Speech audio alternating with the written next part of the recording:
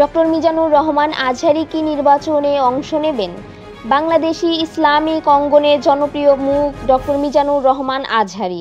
শুধু তাই নয়, দেশ পেরিয়েও বিদেশেও তার জনপ্রিয়তা আকাশচুম্বী। অনেক যুবক মিজানুর রহমান আজহারীকে আইডল মনে করেন। তিনি মিশরের আল আজহার ইউনিভার্সিটি থেকে পড়াশোনা করেন। তিনি দেশে ফিরে দেশের বিভিন্ন স্থানে তাফসির মাহফিলে বয়ান শুরু করেন। ধীরে ধীরে তার জনপ্রিয়তা বৃদ্ধি পেতে থাকে। তার গঠনমূলক আলোচনা শুনে মুগ্ধ হয় দেশ বিদেশের মানুষ। এক পর্যায়ে তার তাফসির মাহফিলে লক্ষ জনতার ঢল নেমে আসে। ফলে নজরে পড়ে যান ইসলাম বিরোধী ফ্যাসিবাদী সরকার শেখ হাসিনা। এমনিতেই শেখ হাসিনা ছিল ইসলাম বিদ্বেষী এবং মাদ্রাসার ছাত্রদের হত্যা করেছেন বিনা অপরাধে। মিজানুর রহমান আজহারীর মাহফিলে ইসলামের গণজোয়ার তৈরি হতে থাকে।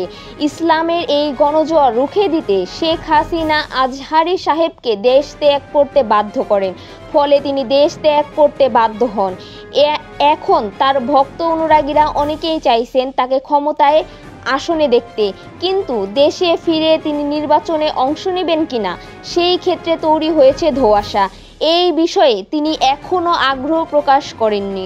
হয়তো জনতা চাইলে তিনি নির্বাচনে অংশ নিতে পারেন। সম্মানিত বন্ধুরা, এরকম খবর পেতে আপনারা আমাদের সঙ্গেই থাকবেন।